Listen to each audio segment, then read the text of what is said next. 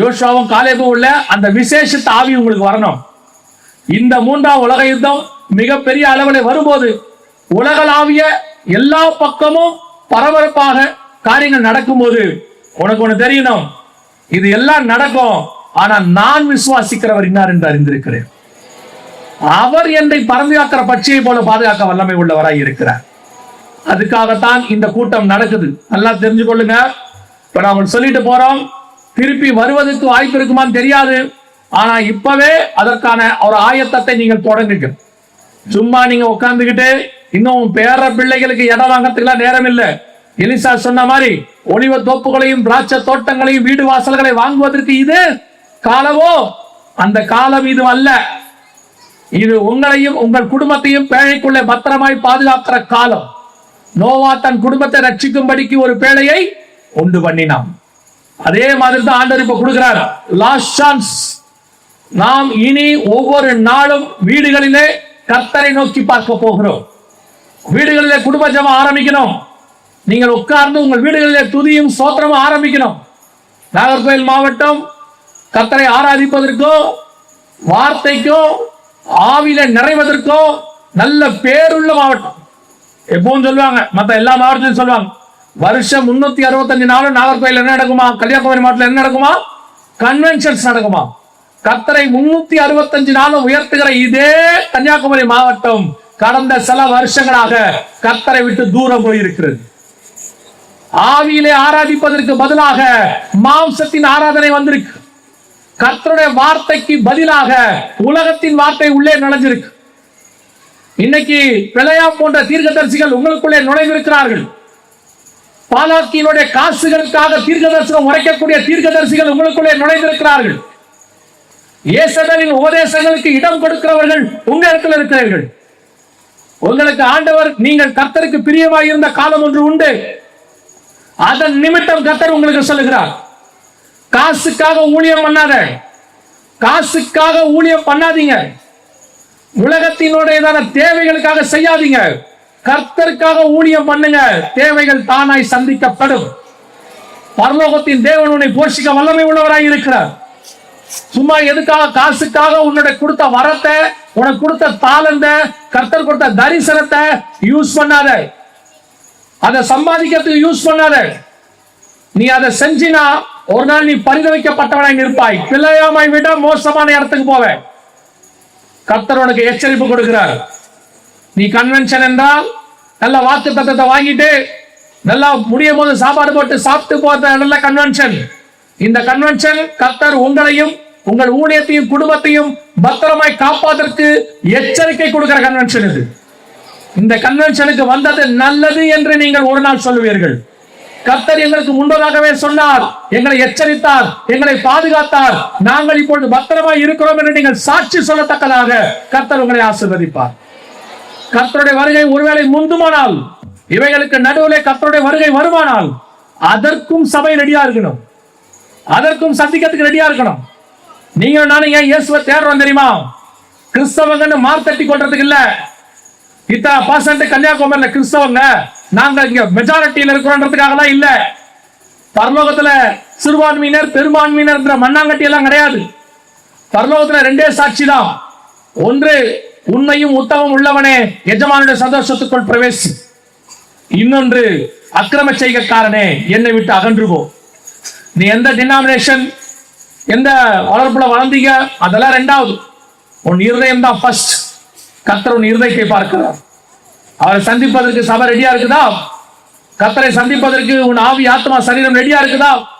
உங்களுடையதான ஆவி ஆத்மா சரீரம் கர்த்தருடைய ரத்தத்தாலே கழுவப்பட்டிருக்கிறதா? பாவ மன்னிப்பு நிச்சயம் இருக்கா? அதான் ஃபர்ஸ்ட். ஆண்டவர் என் பாவத்தை மன்னிச்சிருக்கிறார் என்கிற நிச்சயம் இல்லாம, ரட்சிப்பின் சந்தோஷம் இல்லாம நீ வருகையில போக முடியாது. ஒரு நாள் ரட்சித்தாரு, நான் ரட்சிக்கப்பட்டு 20 வருஷம் ஆச்சுனா இல்ல, தினமும் ரட்சிக்கப்பட வேண்டும் என்று வேதம் சொல்லுகிறது. நான் அடைந்த ரட்சிப்பை பத்திரமாய் பாதுகாத்துக் கொள்ள வேண்டும் என்று வேதம் சொல்லுகிறது. முடிவு பரியந்தம் நிலைநிற்கிறவனே ரட்சிக்கப்படுவான் என்று வேதம் சொல்லு. என்னைக்கோ அடைந்த ரட்சிப்பை புதுப்பிக்கணும். ஒவ்வொரு நாளும் அந்த கான்சியஸ் இருக்கணும். ஆண்டவர் வந்தா நான் போகணுங்கிற எண்ணம் இருக்கணும். 20 வருஷத்துக்கு முன்னாடி ரட்சிக்கப்பட்டேன். அந்த 20 வருஷம் முன்னாடி உள்ள ரட்சிப்பின் எக்ஸ்பீரியன்ஸ்ல வாழ்றவங்க நிறைய பேர் இருக்கிறாங்க. எக்ஸ்பீரியன்ஸ் உதவாது, உன்னை ஏமாத்திடும். ஆனா ஒவ்வொரு நாளும் தேவ சமூகத்துல காத்திருந்தினா அது உன்னை கொண்டு போய் பரலோகத்தில் சேர்க்க. இரண்டாவது, பிதா குமாரன் பரிசுத்தாவின் நாமத்தினாலே தண்ணீர்ல மூழ்கி ஞானஸ்நானம் எடுத்துக்கணும். வேற எந்த ஞானஸ்நானமும் பைபிள் சொல்லல. ஞானஸ்நானத்தை எடுக்கணும், எடுக்காம இருக்கக்கூடாது. ஒரு சிலர்லாம் கேட்கிறான், கல்ல ஞானஸ்நானம் எடுத்தானா அப்படின்னு ஒரு அறிவுபூர்வமான கேள்வி ஒண்ணு கேட்பாங்க. கல்ல ஞானஸ்நானம் எடுக்கல. பக்கத்துல தொங்கின இயேசுநாதர் எடுத்தாரா இல்லையா? பக்கத்துல நடுவுல சிலுவையில தொங்கின இயேசுநாதர் எடுத்தாரா இல்லையா? இப்ப ரோல் மாடல் யாரு? கல்லனா இயேசுநாதரா? ரோமர் 8:29 சொல்லுது, குமாரனின் சாயலுக்கு ஒப்பா இருக்கும்படி கர்த்தர் உன்னை அனுப்பினார். அப்ப இயேசுவ மாதிரி நீங்க மாறணுமா, கல்லனை மாதிரி மாறணுமா? இயேசு ஞானஸ்நானம் எடுத்திருக்கிறார் தண்ணியில மூழ்கி, அதை எடுக்கணும், அவ்வளவுதான்.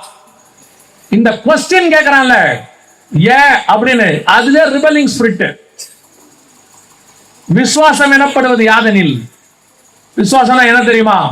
நம்பப்படுவது மேல் உறுதியும் காணப்படாத மேல் நிச்சயம். கர்த்தர் சொன்னா செய்யணும், அவ்வளவுதான் விசுவாசம். உலகம் தான் சொல்லும் அப்படிலாம் செய்ய முடியாதுன்னு.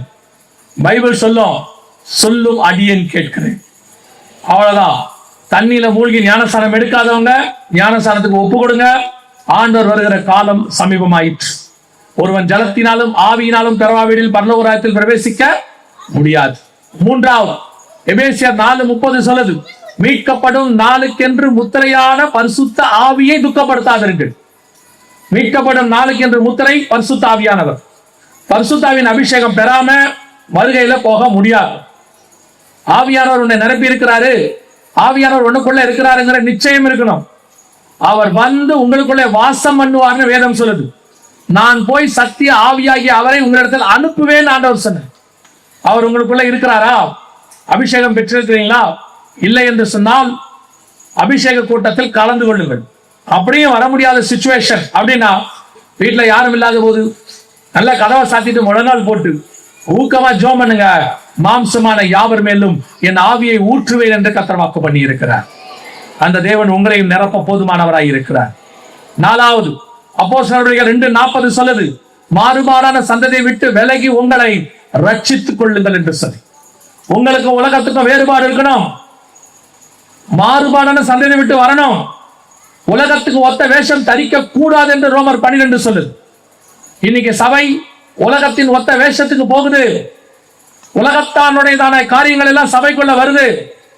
உலகத்தார் உபதேசம் ஒரு காலத்துல வந்துச்சு, இப்ப உலகத்தாருடைய ஆக்டிவிட்டிஸ் வருது.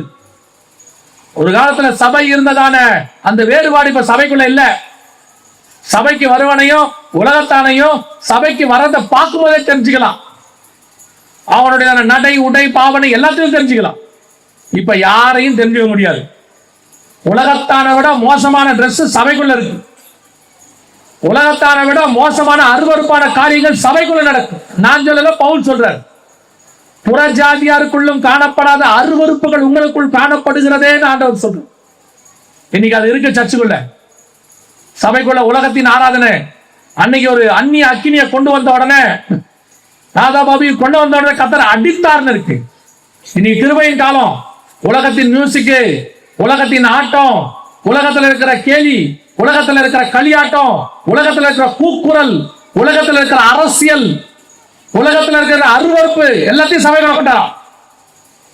கர்த்தர் கிருபை உள்ளவர், பொறுத்துக்கிட்டு இருக்காரு. அதனால உன்னை விட்டுட்டார்னு அர்த்தம் இல்லை. நான் சொல்லுவேன், உடனே அடிச்சு திருத்திட்டார்னா நல்லது, விட்டு குடிக்கிறார்னா கஷ்டம். அதனால்தான் உங்களுக்கு திருப்பி சொல்றேன், சபை உலகத்துக்கு ஒத்த வேஷம் தரிக்க கூடாது. ஊழியம் பண்றவங்களுக்கு சொல்றேன், நீங்கள் விசுவாசியை கவருவதற்காக ஊழியம் பண்ணாதீர்கள். சபை விசுவாசியை திருப்திப்படுத்துவதற்கு அல்ல, தேவனை திருப்திப்படுத்துவதற்கு தான் ஊழியம். You want to satisfy the God. இன்னைக்கு வரவங்கள விசுவாசிகளை எப்படி தக்க வச்சு கொள்ளலாம்? யாராவது ஊழியத்தை கூப்பிட்டாங்கன்னா தாளந்த பயன்படுத்தினா திருப்பி கூப்பிடணும், தாளந்து பயன்படுத்தாதீங்க. இருக்கிற சத்தியத்தை சத்தியமா பேசுங்க. கர்த்தர் சொல்றதை செய்யுங்க. இவன் எவனும் உங்களை நியாயம் தீர்க்க போறவன் கிடையாது. நியாயம் தீர்க்கிற ஒருத்தர் அங்கே உட்கார்ந்து இருக்கிறார். அவருக்கு நீங்கள் உண்மை உள்ளவர்களாக இருந்தா போதும். ஒருவேளை மனுஷன் உங்களை கூப்பிடாட்டி, இன்னொரு தடவை சான்ஸ் கொடுக்காட்டி கவலைப்படாதிருங்கள்.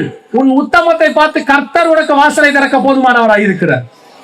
இன்னைக்கு நிறைய பேர் ஊழியர்களுடைய பிரச்சனை என்னன்னா, இப்படி நாம சத்தியத்தையோ அல்லது ஆவியிலையோ கரெக்டா இருந்தோம்னா நிறைய பேர் நம்மளை ரிஜெக்ட் பண்ணுவாங்க. இருக்கட்டும், பரலோகம் உன்னை ஏற்றுக்கொள்ளும். மனுஷன் ரிஜெக்ட் பண்ணா என்ன? ஒரு மனுஷன் தள்ளனா 9 கதவை திறப்பதற்கு கர்த்தர் வல்லமை உள்ளவராய் இருக்கிறார். மனுஷனை நம்பி அல்ல, நாம் தேவனை நம்பி இருக்கிறோம். அதனால வேறுபாடுள்ள வாழ்க்கை ரொம்ப முக்கியம். You don't want to satisfy the people. உங்களுக்கு மேல இருக்கிறவங்களை திருப்தி பார்த்து நினைக்காதீங்க. சபை என்பது களியாட்டத்தினுடைய என்டர்டைன்மெண்ட்டுடைய அவங்களை சந்தோஷமா வச்சுக்கிற இடம் அல்ல. சபை என்பது வந்தவர்களை மறுரூபமாக்குற இடம், பலிபீடம் இருக்கிற இடம், வரவனை சுட்டெரித்து அவருடைய மாம்சத்தை எரித்து ஆவியாய் மாத்துகிற இடம். அந்த மாதிரிதான் ஊழியம் பண்ணணும். ஒருவேளை இந்த ஜனங்களுக்கு ஏத்த மாதிரி ஊழியம் பண்றவங்க நல்லா இருப்பாங்க, உலகத்துல ஆடம்பரமா இருப்பாங்க, வசதியா இருப்பாங்க. அதை பார்த்து நீ கெட்டு போயிடாத. அதை பார்த்து கெட்டு போயிடாத. ஐயோ இப்படிலாம் இருந்தாதான் நாமளும் பெரிய ஆள் ஆகணும்னு நினைக்காத. அவர்கள் ஒரு நாள் பூவை போல உலர்ந்து போவார்கள். நீயோ ஒலிவ மர கன்றை போல அந்த வெள்ளத்தை தாண்டி வளருவாய். கொஞ்ச நாள் எடுக்கும், ஆனா கர்த்தர் உன்னை ஓங்கி வளர பண்ணுவார். உலகத்துக்கு ஒத்த வேஷம் தரிக்காதிருங்கள், பாவத்துக்கு ஒத்து போகாதிருங்கள், ஆண்டவருக்கு முன்பாக உண்மை உணர்வராயிருங்கள். கர்த்தர் வருகையிலே உம்மை சேர்த்துக் கொள்ள வல்லமை உள்ளவராய் இருக்கிறார்.